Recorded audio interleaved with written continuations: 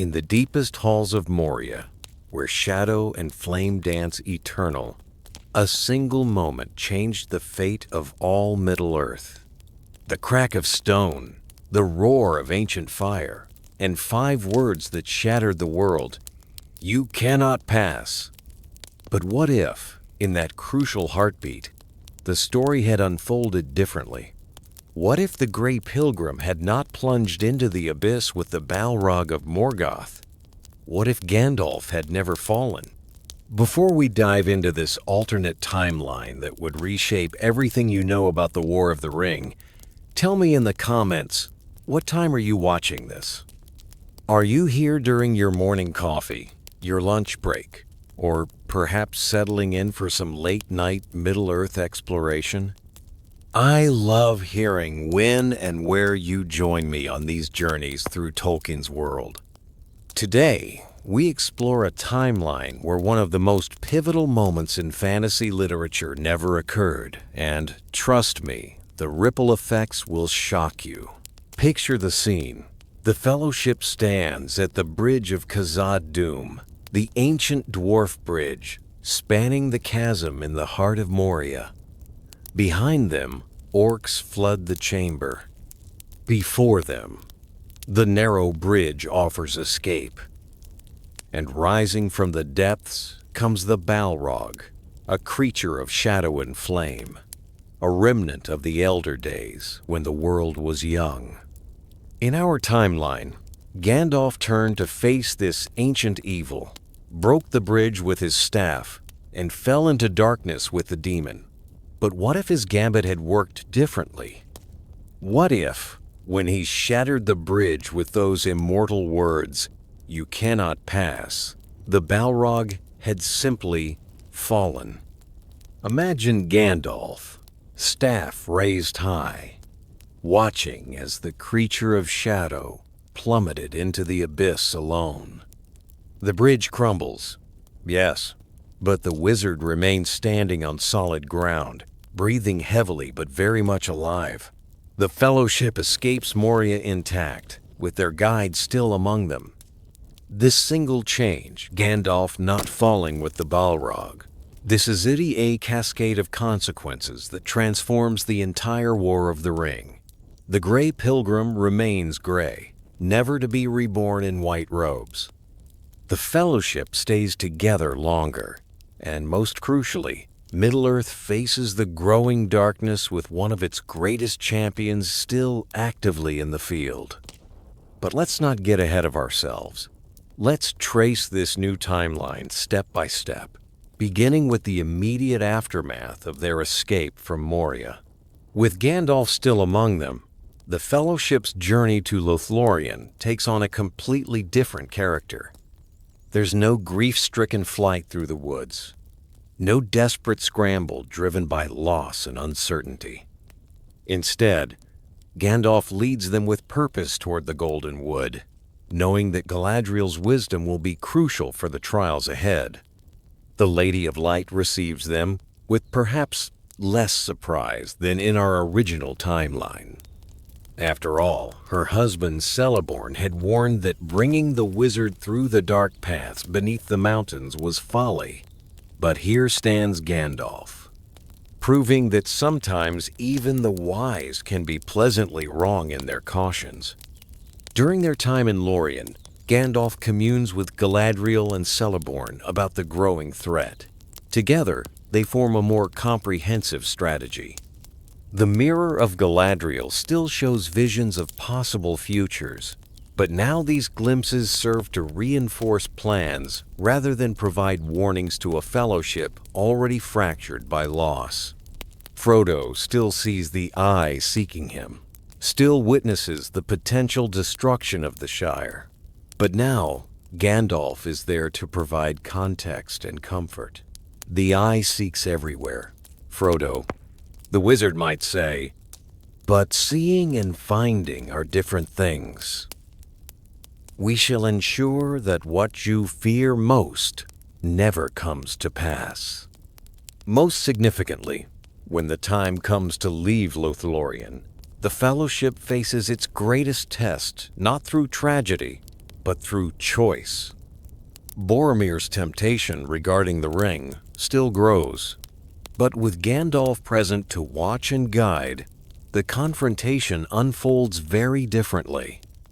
On the banks of the great river Anduin, as the Fellowship prepares to leave the protection of the Elven realm, Boromir still approaches Frodo about the ring.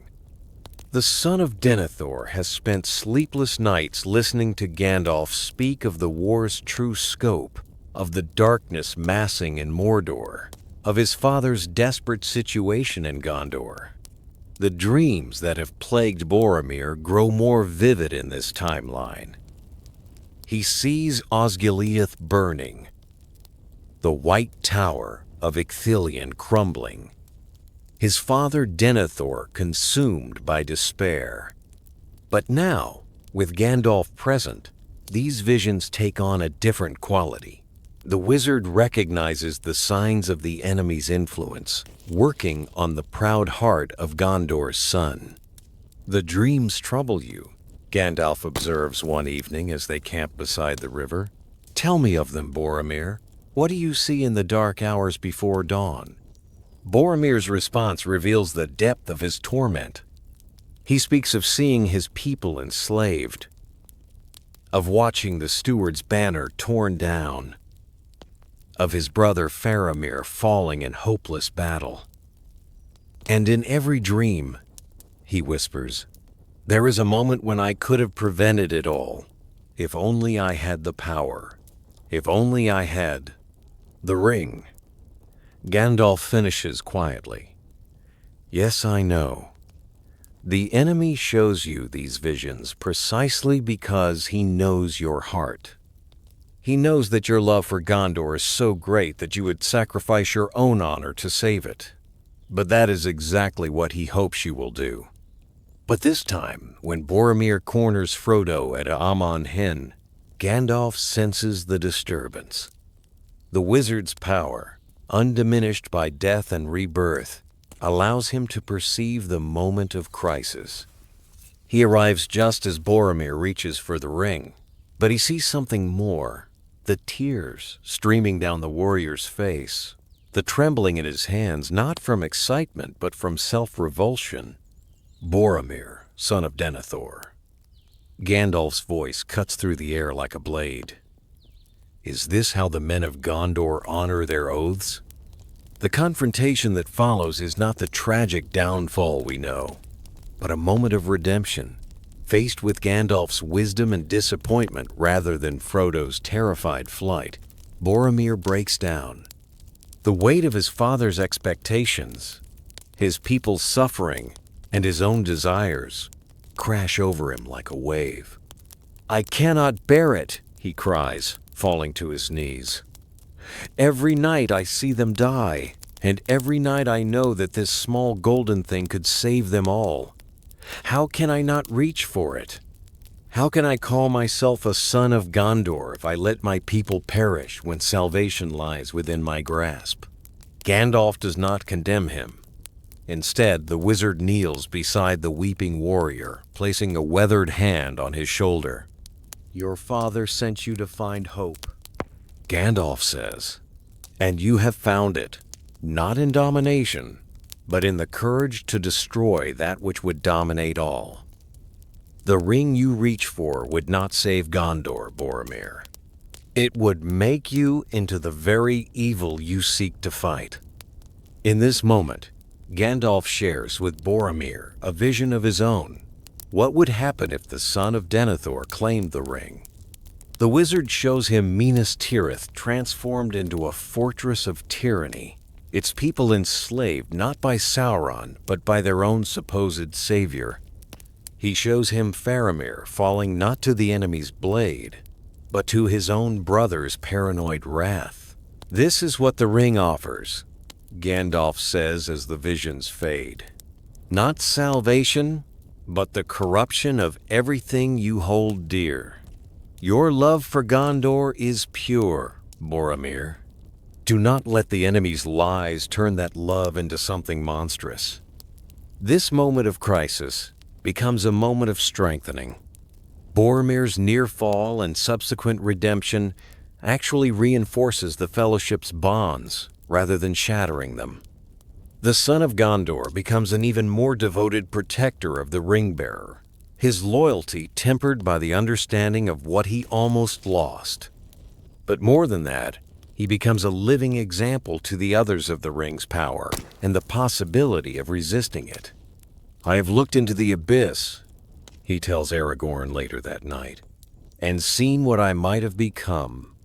Now I understand why the ring must be destroyed, not captured.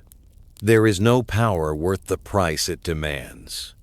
With the Fellowship intact and Gandalf still leading them, the approach to Mordor takes an entirely different form.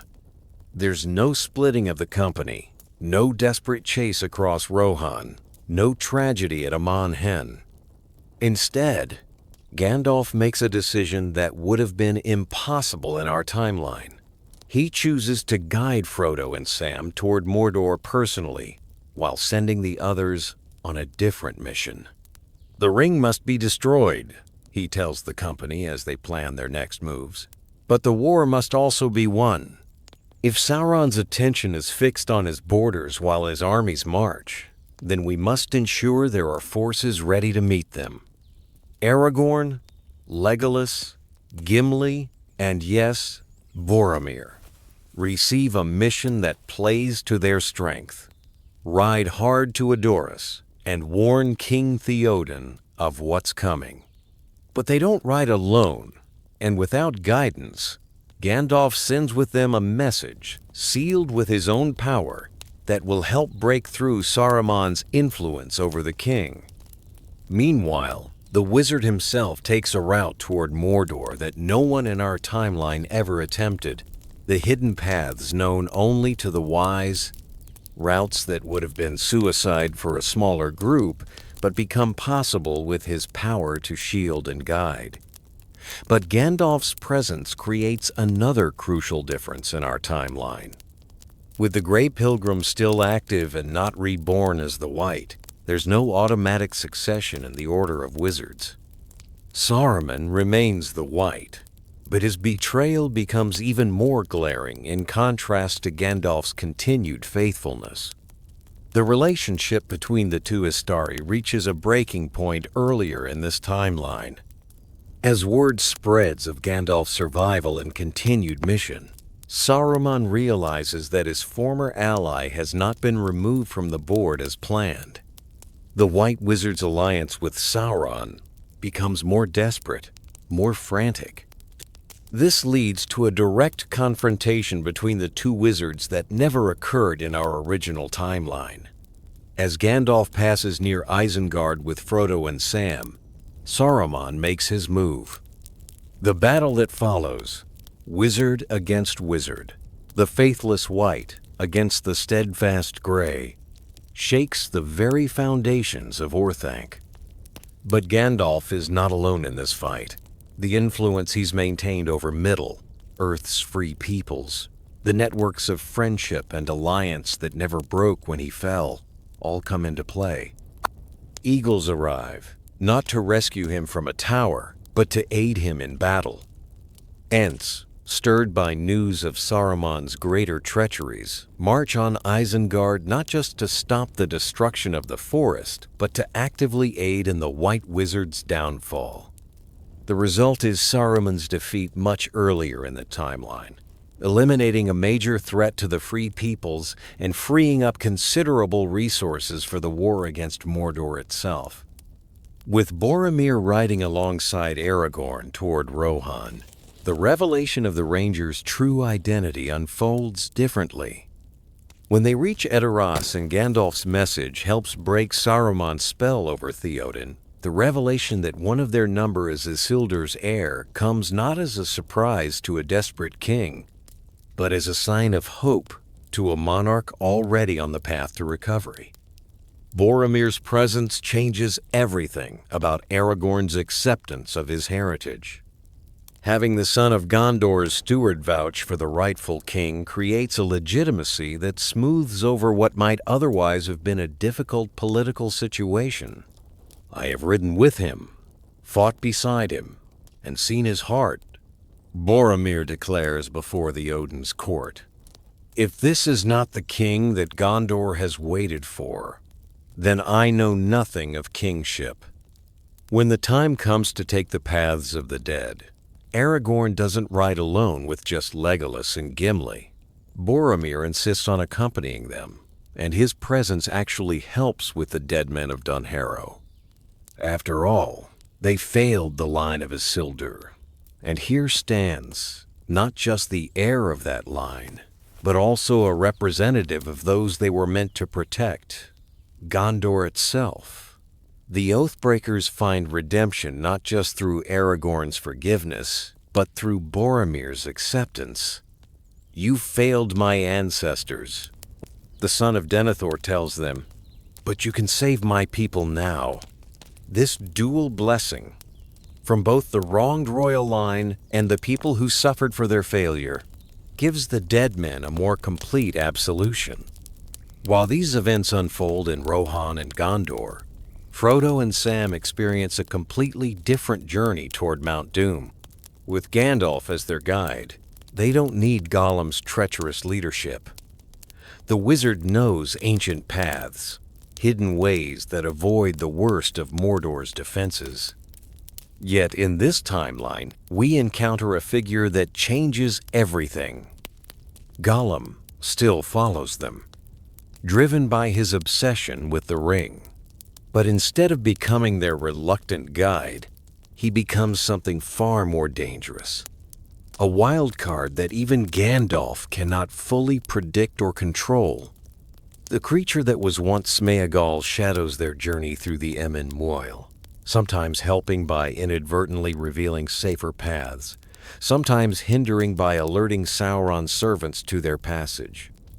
Gandalf is aware of their pursuer from the beginning, and this creates a fascinating dynamic that never existed in our original timeline. "Should we not capture him?" Sam asks during one of their rest periods, having glimpsed pale eyes watching them from a crevice in the rocks. "He means mischief, that I can tell." "Perhaps," Gandalf replies thoughtfully. "But consider this, Sam. He has carried the ring for centuries. He knows its malice in ways that even I do not. Sometimes our enemies teach us more about ourselves than our friends ever could." This leads to several tense encounters where Gandalf actually engages Gollum in conversation, trying to understand the depths of the ring's corruption. These dialogues, held across chasms and through stone passages, become some of the most philosophically rich moments in our alternate timeline. "You know what it whispers, don't you?" Gandalf calls to the creature during one such exchange. "Tell me, Smeagol, what does it promise you now, so close to its master?" "Promises, yes, precious promises," comes the hissing reply. "Says we will be great, greater than kings, greater than wizards. Says all will love us and despair, but we knows better now. Yes, we does. We knows what it really wants. And what is that? To go home, precious. It wants to go home to its master. And when it does..." Gollum's voice trails off into mad giggling that echoes through the stone passages. But this doesn't make their journey easier in every way. Gandalf understands better than anyone the spiritual weight of what Frodo carries. He sees how the ring's influence grows stronger as they approach Mount Doom, and he makes a decision that shows both his wisdom and his sacrifice. He begins to take some of that burden upon himself. The Grey Pilgrim, whose whole purpose in Middle-earth is to guide and aid, but never to dominate, begins to share the ring's malevolent influence. Not by carrying it, he knows better than that, but by using his power to shield Frodo's mind and spirit from its worst effects. This spiritual protection comes at a cost. As they journey through the Emyn Muil, through the Dead Marshes, and into Ithilien, Gandalf begins to show signs of strain that his centuries of life have never imposed on him. The wizard, who once seemed timeless and eternal, begins to appear weathered, worn by the proximity to such concentrated evil. His hair, once silver gray, begins to show streaks of pure white. His hands, once steady as stone, develop a slight tremor. His eyes, usually bright with inner fire, begin to show the weariness of ages. The ring seeks to break all who come near it, he explains to Sam during one of their hidden camps. But it cannot break what is already dedicated to breaking it. That is why Frodo must carry it, and why I must help him bear its weight. Sam, with the practical wisdom that makes him so invaluable, asks the question that cuts to the heart of the matter. But what happens to you, Mr. Gandalf? If you're taking on part of what the ring does to Mr. Frodo, what's it doing to you? Gandalf's smile is sad but resolute. What it has always done to those who oppose it, Sam. It tries to corrupt, and when it cannot corrupt, it tries to break. But I am old, older than you can imagine, and I have had much practice in bearing burdens. This is perhaps the last and greatest burden I will carry in Middle-earth. As our altered timeline approaches the climactic battles, the changes compound exponentially. With Saruman defeated earlier, his armies of Uruk-hai are scattered or destroyed, meaning they cannot reinforce Sauron's forces at the crucial moment. With Boromir alive and vouching for Aragorn, the southern fiefs of Gondor rally more quickly to their returned king's banner. Most importantly, with Gandalf still the Grey Wizard but actively involved in the war, the coordination between the Free Peoples reaches levels never achieved in our original timeline.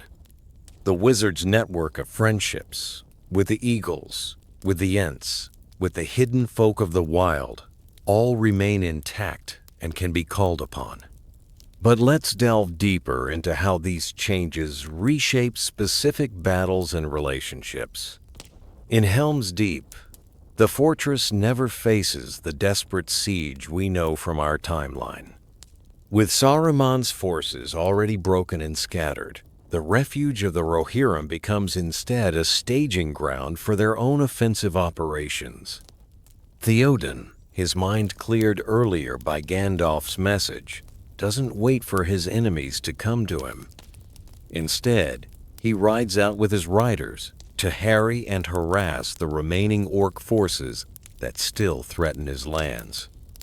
Boromir, accompanying these raids, proves his worth not just as a warrior but as a tactician, his knowledge of warfare gained defending Osgiliath proving invaluable in these running battles. "You fight like a man with nothing left to lose," Éomer observes after one particularly successful engagement against a band of orcs near the fords of Isen. "I fight like a man who has everything to regain," Boromir replies. "I have looked into the darkness of my own heart and found it wanting. Now I fight not just for Gondor, but for the chance to prove that redemption is possible." This philosophical shift in Boromir's character influences everyone around him. Aragorn sees in the son of Denethor not just an ally, but a mirror of his own struggles with duty and desire. Legolas and Gimli, witnessing Boromir's transformation, develop their own friendship more quickly, inspired by the example of enemies becoming brothers. Meanwhile, in the hidden paths toward Mordor, Gandalf's presence creates ripple effects that extend far beyond simple protection for Frodo and Sam. The wizard's knowledge of the ancient ways attracts the attention of creatures and powers that have remained hidden since the Elder Days. In the depths of the Emyn Muil, they encounter one of the Blue Wizards, Pallando the Blue, who has spent centuries wandering in the East, fighting his own secret war against Sauron's influence. In our original timeline, the Blue Wizards are mentioned only in passing, their fates unknown. But in this alternate timeline, Gandalf's continued presence draws his fellow Istari back into the open conflict. Mithrandir, Palando greets his fellow wizard, using the Sindarin name that means Grey Pilgrim. I felt your presence from afar, and came to see if the rumors were true. You live, though all the world believed you had fallen. I live, Gandalf confirms, though each day the burden grows heavier. What news from the east, Palando? How fares your long war against the shadow? The Blue Wizard's report is grim, but not hopeless. The peoples of the east still remember freedom, though they have been long under the enemy's sway. When Sauron falls, and he must fall, there will be those ready to throw off their chains. But the cost. He gestures to his own appearance, weathered and worn by centuries of hidden struggle. This meeting allows Gandalf to coordinate not just the Western War, but the global conflict against Sauron's dominion. Messages are sent through means both magical and mundane, stirring rebellion in the far reaches of the enemy's territory. When the final battle comes, it will be fought on multiple fronts, with uprisings in the east drawing away forces that might otherwise have reinforced Mordor's borders. When the Battle of the Pelennor Fields arrives, it's not the desperate last stand we know.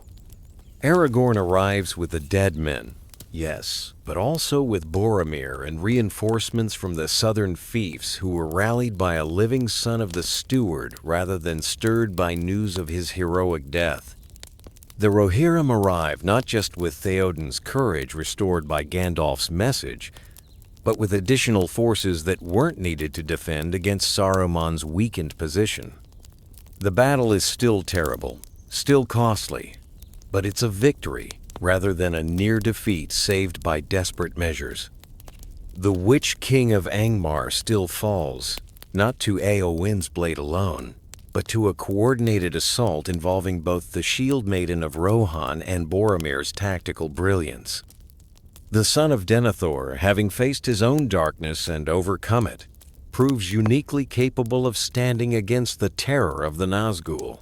You cannot touch me, he declares to the Witch King, his sword blazing with inner light. I have seen the worst that evil can offer, and I have chosen differently. Your power is fear, and I am no longer afraid.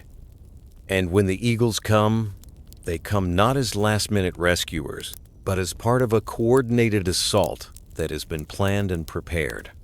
Gwaihir, the Windlord, leads his people not in a desperate gambit, but as part of Gandalf's greater strategy, their timing precise and their purpose clear. As the great battle rages at the Black Gate, Frodo and Sam, guided by Gandalf, finally reach the Sammath Naur, the cracks of doom. But the ring's power is at its peak here, in the place of its making, and even Gandalf's protection cannot completely shield the ring-bearer from its final assault on his will. The moment we all know arrives. Frodo, at the precipice, claims the ring for his own. I do not choose now to do what I came to do, he declares as the ring's power floods through him. I will not do this deed. The ring is mine. But in this timeline, Frodo is not alone at the moment of his greatest trial. Gandalf is there, and the wizard makes a choice that defines the difference between our timeline and this alternate one. Instead of allowing events to unfold through Gollum's intervention, Gandalf acts directly. The Grey Pilgrim doesn't try to take the ring. That way lies corruption and defeat. Instead, he does what he has always done. He guides and enables. Using the last of his strength, he helps Sam reach Frodo, helps the loyal gardener tackle his master at the edge of the precipice. In the struggle that follows, it's not Gollum's bite and subsequent fall that destroys the ring. Instead, it's Sam's loyalty and love, bolstered by Gandalf's guidance, that gives Frodo the moment of clarity he needs. The ring-bearer, seeing his dearest friend weeping for him, finds the strength to release the ring voluntarily, not to throw it in, but to let it fall from his hands. The ring of power tumbles into the fires of Mount Doom not through accident or violence, but through the willing sacrifice of the one who bore it, supported by the love of his friend and the wisdom of his guide. The destruction of the ring sends shockwaves through our altered timeline. Sauron falls, his armies scatter, and the war is won. But the victory comes with costs that are different from those in our original story. Gandalf, who shared the ring's burden to protect Frodo, is more deeply affected by its destruction than he was in our timeline. The Grey Pilgrim, who never died and was never reborn with greater power, finds that his long service in Middle-earth has finally reached its end. The wizard who seemed eternal begins to fade, not from death, but from the completion of his purpose.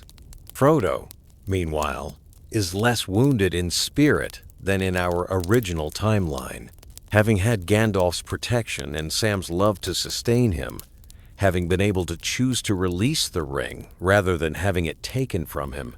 He is able to find peace in Middle-earth. The spiritual wounds that in our timeline made it necessary for him to sail to the Undying Lands are not as deep, not as permanent. Boromir's survival changes the political landscape of the Fourth Age entirely. Instead of Faramir becoming steward of Gondor while Aragorn rules as king, it is Boromir who takes that role. The son of Denethor, who nearly fell to the ring's temptation, becomes one of its greatest opponents, a living symbol of redemption and the possibility of overcoming corruption. His relationship with Aragorn, forged in their journey together and tested in battle, becomes the foundation for a golden age of cooperation between the king and his steward. Where our timeline saw the careful, scholarly wisdom of Faramir guiding the realm, this alternate timeline sees the bold, warrior's wisdom of Boromir matched with his hard-won understanding of the seductive nature of power. As the Fourth Age begins, Gandalf faces a choice that never confronted him in our original timeline. Having never died and been reborn as Gandalf the White, having never had his mission renewed and his power restored, the Grey Pilgrim finds that his time in Middle-earth is drawing to a close in a different way. The wizard who guided the Fellowship, who helped destroy both Saruman and the Ring, who protected Frodo's spirit through the darkest journey, is fading, not dying, but becoming something less substantial, as if his completion of his purpose is allowing him to finally rest. In council with Elrond and Galadriel, Gandalf makes his choice. "I came to Middle-earth to guide and to aid," he tells them. That purpose is fulfilled. The ring is destroyed, the shadow lifted, and the age of men has begun in earnest. It is time for me to return to the far shores and report my success to those who sent me. But his departure is not the sharp transition we know from our timeline. Instead, Gandalf begins to fade gradually, spending his final months in Middle-earth teaching and preparing. He works with Aragorn to establish the new kingdom, shares his wisdom with the restored Rohan, and spends long hours with Frodo and Sam, ensuring that the ring-bearer understands his own strength and the gardener knows the true value of his loyalty. The Fourth Age that emerges from this alternate timeline is both brighter and more complex than the one we know. With Boromir alive and redeemed, the songs that will be sung of the War of the Ring include verses about redemption that our timeline lacks. The son of Denethor becomes a figure of hope for all who have been tempted by power and found their way back to honor. Frodo, less wounded by his journey, becomes not just a chronicler of events, but an active participant in the peace that follows. His book, There and Back Again, and What Happened After, becomes not just a record of adventure, but a meditation on how even the smallest person can resist the greatest evil when supported by love and friendship. Sam's role in this timeline is perhaps the most transformed. In our story, he is the loyal friend who saves the day through his devotion. In this alternate timeline, he is the loyal friend whose love literally helps destroy the greatest evil in the world. The gardener who helped Frodo release the ring voluntarily becomes a living symbol of how love conquers even the most corrupting power. And Gandalf? Even as he fades, his influence grows. The wizard who never fell, who never needed to be reborn, who guided his friends to victory through wisdom rather than sacrifice, becomes the model for leadership in the New Age. His teachings, preserved by those he guided, shape the Fourth Age in ways that mere power never could. Let's step back and consider the broader implications of our alternate timeline. If Gandalf never fell, if the Fellowship stayed together, if Boromir lived and was redeemed, how would the subsequent history of Middle-earth have unfolded? First, consider the immediately practical effects. With Saruman defeated earlier and more completely, the industrial destruction he brought to the natural world would be reversed faster. The Ents, having actively participated in the war rather than simply responding to immediate threats, would be more involved in the healing of Middle-earth. Fangorn Forest would expand rather than shrink, and the relationship between the natural world and civilization would be more balanced. The political ramifications are equally significant. Boromir's survival and redemption creates a model for how the nobility of Gondor should behave. Not the distant scholarly wisdom of Faramir, but the warrior's honor tempered by hard-won humility. This shapes the military culture of the restored kingdom, creating a more grounded and less prideful officer class. In Rohan, Theoden's earlier restoration means that more of the older generation of warriors survive the war. The culture of the Horse Lords is less depleted, less desperate, and more confident in the New Age. The alliance between Rohan and Gondor, sealed not just by mutual aid in desperate times, but by careful planning and coordination, becomes the foundation for a golden age of peace and prosperity.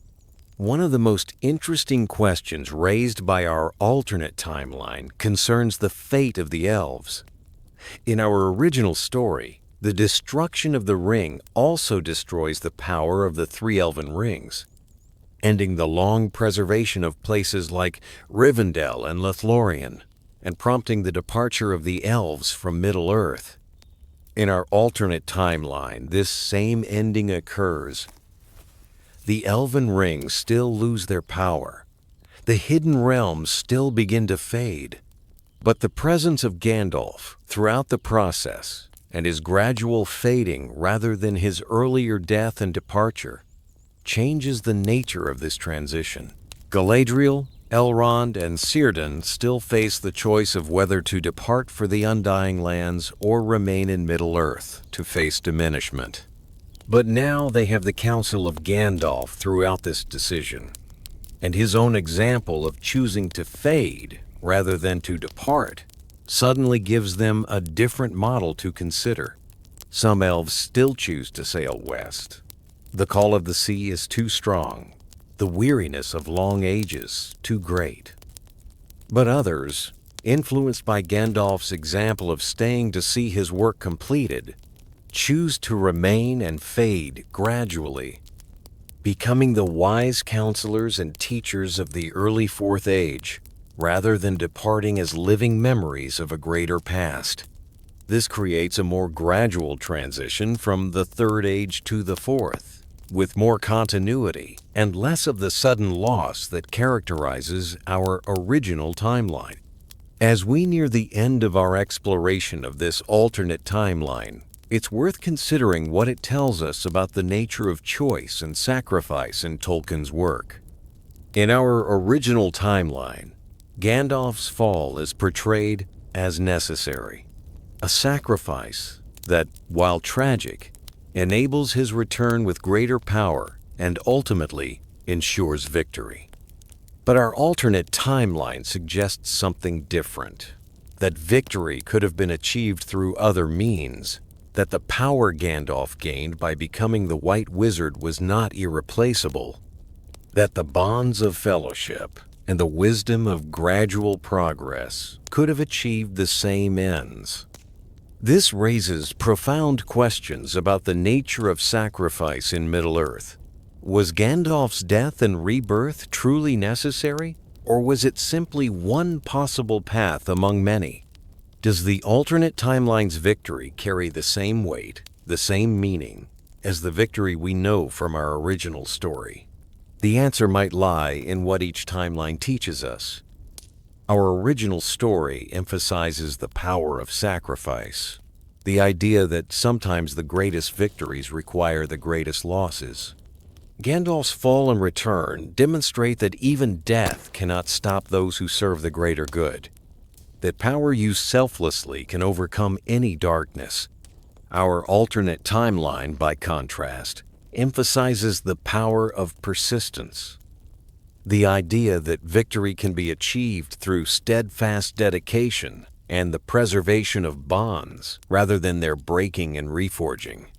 Gandalf's survival and gradual fading show that service itself is its own reward, that the greatest victories come from staying true to one's purpose rather than being transformed by extremity.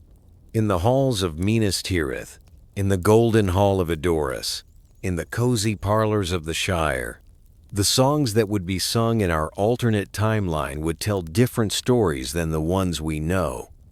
There would be ballads of Boromir the Redeemed, who nearly fell to temptation but found his way back to honor, who stood beside his king not as a replacement for a fallen hero but as a living example of the possibility of redemption. These songs would inspire countless others who face their own moments of temptation, showing them that a single mistake need not define a lifetime. There would be tales of Gandalf the Steadfast, who never needed to die to prove his dedication, who showed that wisdom and persistence could overcome any darkness. These stories would teach that heroism doesn't always require the ultimate sacrifice, that sometimes the greatest courage lies in simply continuing to serve, day after day, year after year. And there would be new verses to the Song of Frodo and Sam, telling not just of a burden borne and a quest completed, but of a choice freely made at the moment of greatest temptation. Their story would become a lesson about the power of love to overcome corruption, about how even the strongest magic cannot break bonds of true friendship. Let's take a moment to explore something that makes this alternate timeline truly special: the relationships that develop differently, because the Fellowship never broke apart in tragedy. In our original timeline, the bonds between the companions were forged in sorrow and reforged in reunion. In this alternate timeline, they were tempered in trial and strengthened through shared triumph. The friendship between Legolas and Gimli, for instance, develops along entirely different lines. Without the desperate pursuit of Uruk-hai across Rohan, without the shared grief over Gandalf's fall, their initial mistrust melts away through different experiences. Instead of bonding over impossible odds and mutual respect in battle, they bond over Boromir's redemption and their shared witness to the power of forgiveness. I have never seen a man face his own darkness so completely. Legolas confides to Gimli as they watch Boromir training with Aragorn. It gives me hope that all the old grudges between our peoples might be healed as well. Gimli, still gruff but warming to the elf's presence, nods thoughtfully. Aye, If a son of Gondor can admit his faults and grow stronger for it, perhaps an old dwarf can learn to trust a tree friend. Though I still say your folk sing too much. And I still say your folk eat too loudly, Legolas replies with a smile. But perhaps these are small things compared to the friendship we might build. Their famous contest, counting orc kills in battle, takes on a different meaning in this timeline. Rather than a desperate attempt to find joy in dark times, it becomes a celebration of shared purpose, a way of acknowledging each other's skill while working toward the same goal. Aragorn's relationship with Boromir deserves special attention in this timeline. Instead of the guilt-ridden memories of our original story, where the ranger carries the weight of Boromir's death and his final words about protecting the hobbits, here we see the development of a true partnership between the rightful king and his future steward. "You saved me," Boromir tells Aragorn one evening as they sit beside their campfire. "Not just from the orcs or from battle, but from myself. When Gandalf showed me what I might have become, it was your example that showed me what I still could be. We saved each other?" Aragorn replies, "I have spent so many years running from my heritage, afraid of what it might cost. Watching you face your temptation and overcome it gave me the courage to face my own fears." This mutual respect transforms both men. Boromir becomes not just a redeemed warrior, but a wise counselor who understands the seductive nature of power and can help others resist its call. Aragorn becomes not just a reluctant king accepting his burden, but a leader who has learned that strength comes not from avoiding temptation, but from helping others overcome it. The relationship between Frodo and Sam also develops differently in this timeline. Without the separation from the Fellowship, without the desperate loneliness of the journey through the Emyn Muil and the Dead Marshes, their bond becomes less about desperate codependence and more about shared growth. Sam still shows his incredible loyalty and love, but in this timeline, he also gets to see his master growing stronger rather than being worn down. Frodo, protected by Gandalf's wisdom and surrounded by the Fellowship's strength, battles the ring's influence from a position of support rather than isolation. "I can feel it fighting me," Frodo tells Sam during one of their rest periods. "But I can also feel all of you with me. The ring wants me to believe I'm alone, that no one can understand its weight. But that's not true, is it?" "Never alone, Mr. Frodo," Sam affirms. "Not while there's breath in my body, and not while we've got friends like these." This shared journey creates different dynamics with the other members of the Fellowship as well. Legolas teaches Frodo about the songs of growing things, helping the Hobbit remember the beauty he's fighting to preserve. Gimli shares stories of dwarfcraft and the pride that comes from creating rather than destroying. Aragorn offers perspective on leadership and the weight of responsibility. And Boromir, perhaps most importantly, provides living proof that even the strongest temptation can be overcome. The political ramifications of our alternate timeline extend far beyond the simple fact of Boromir's survival. The very nature of how the war was won creates a different foundation for the peace that follows. In our original timeline, victory came through sacrifice and loss. Boromir's heroic death, Gandalf's sacrifice in return, the bitter losses at Helm's Deep and the Pelennor Fields, all of these created a peace born from mourning, a new age shadowed by the cost of what was lost. In our alternate timeline, victory comes through redemption and cooperation. Boromir's near fall and recovery, Gandalf's steadfast guidance, the coordinated strategy that prevented the worst battles from becoming desperate last stands, all of these create a peace born from hope, a new age illuminated by the possibility of what can be achieved when people work together. This difference shapes everything about the Fourth Age. The songs that are sung, the stories that are told, the lessons that are passed down to future generations, all carry different messages about the nature of heroism and the possibility of overcoming darkness. Consider the practical effects on governance. In our original timeline, Aragorn becomes king after proving himself through sacrifice and loss, ruling over a kingdom that remembers too well what it cost to preserve their freedom.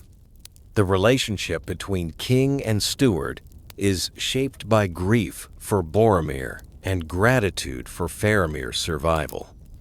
In our alternate timeline, Aragorn becomes king after proving himself through cooperation and wisdom, ruling over a kingdom that has seen what can be accomplished when people choose to trust each other. The relationship between king and steward is shaped by shared trials and mutual respect earned through facing temptation together. This creates different policies, different priorities, and different relationships with neighboring kingdoms. Rohan, for instance, doesn't just remember being saved by Gondor at the last moment. They remember fighting alongside Gondor as equal partners in a carefully planned campaign. "We ride together" becomes the motto of the renewed alliance. Not because we must, but because we choose to. As our alternate timeline reaches its conclusion, we see the Fourth Age beginning not with the sharp transition we know from our original story, but with a gradual evolution. Gandalf's fading is spread over months rather than happening in a single departure. The elves' choice between departure and diminishment is made with fuller knowledge and more time for consideration. The new kingdoms of men grow into their power with living links to the wisdom of the past. This creates a different kind of ending, not the bittersweet conclusion of our original timeline, where victory comes at the cost of the passing of an age, but a more hopeful one where victory enables a true new beginning. The Fourth Age becomes not just the age of men by default, as the elves and wizards depart, but the age of men by choice, as the older powers deliberately pass the torch to those they have taught and guided. Frodo, in this timeline, might write different words to end his tale. Instead of, "Well, I'm back," said with the knowledge that he will soon depart for the Grey Havens, he might write, "Well, I'm home," with the understanding that Middle-earth itself has become a place where even ring-bearers can find peace and rest. So what does our journey through this alternate timeline reveal? What does it tell us about the choices that shape history, about the paths not taken, about the nature of heroism and sacrifice? Perhaps it shows us that there are many ways to achieve victory over darkness, that the specific path matters less than the commitment to walking it. Gandalf's fall and return in our original timeline, and his steadfast persistence in our alternate one both lead to the same destination, the defeat of Sauron and the beginning of a new age of peace. But the journeys teach different lessons. Our original timeline emphasizes transformation through trial, the idea that we become our best selves through overcoming our greatest challenges. Our alternate timeline emphasizes consistency through difficulty, the idea that our best selves are found by staying true to our principles, even when it would be easier to compromise. Both are valid paths to heroism. Both offer hope to those who face darkness in their own lives. And both remind us that in the end, it is not power that defeats evil, but love.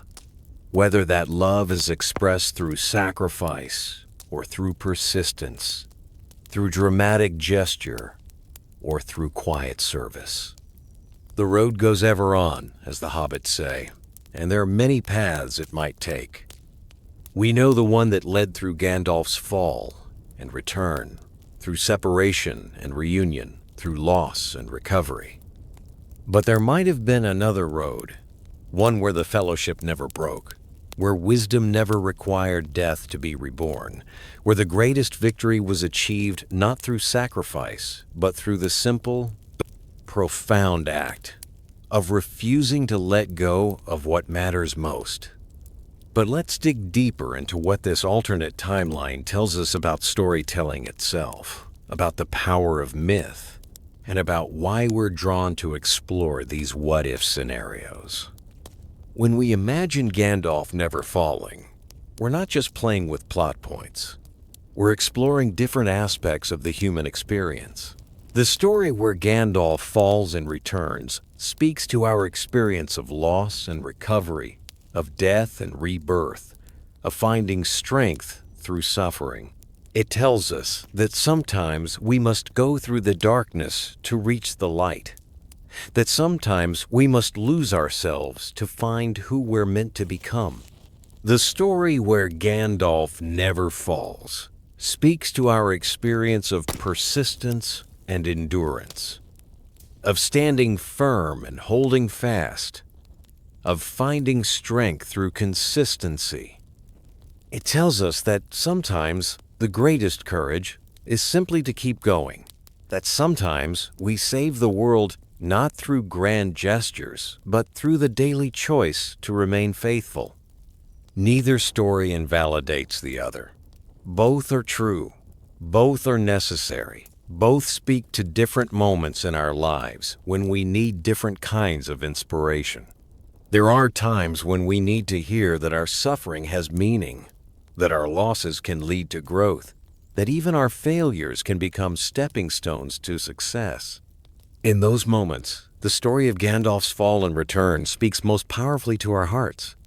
There are other times when we need to hear that our persistence matters, that our daily choices accumulate into something significant, that we don't need to be transformed by trauma to make a difference. In those moments, the story of Gandalf's unwavering guidance speaks most powerfully to our souls. What time are you watching this exploration of might-have-beens? Whether it's morning or night, whether you're beginning your day or ending it, remember that every moment offers choices that could reshape everything that follows. The bridge at Khazad-dûm might have held instead of breaking. Gandalf might have stood instead of falling, and the fellowship might have stayed together instead of scattering. In your own life, what bridges might you help to hold? What fellowships might you work to preserve? What persistent wisdom might you choose over dramatic transformation? These questions matter because they help us understand not just the stories we love, but the story we're living.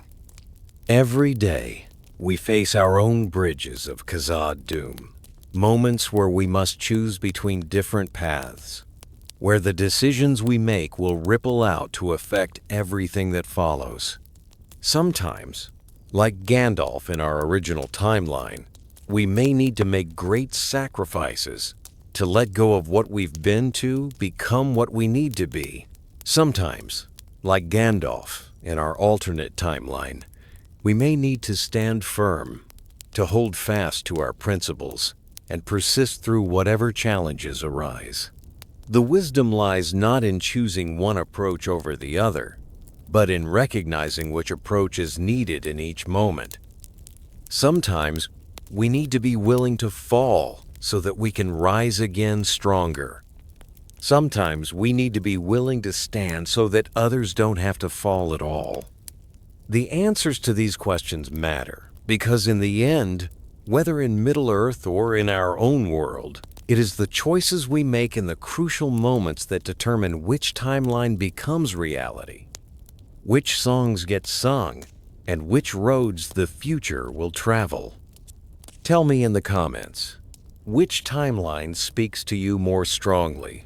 The path of sacrifice and transformation that we know, or this alternate path of persistence and redemption that might have been? Because in exploring the roads not taken by our favorite characters, we might just discover something about the roads that lie before us. And remember, the story isn't over.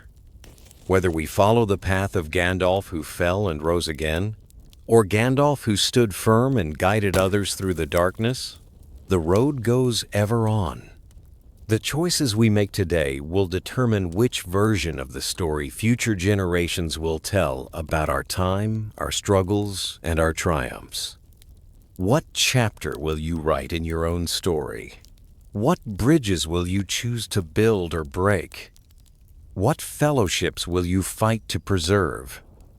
The power is in your hands, just as it was in the hands of every member of the fellowship, in every timeline, in every possible version of the story. The Grey Pilgrim would be proud of any choice made with wisdom, courage, and love. Whether you stand or fall, what matters is that you choose to serve something greater than yourself, something worth preserving, something worth fighting for. And in the end, that may be the greatest lesson of all. Not that there's only one right way to be a hero, but that there are as many ways to heroism as there are people willing to walk the road that leads to it.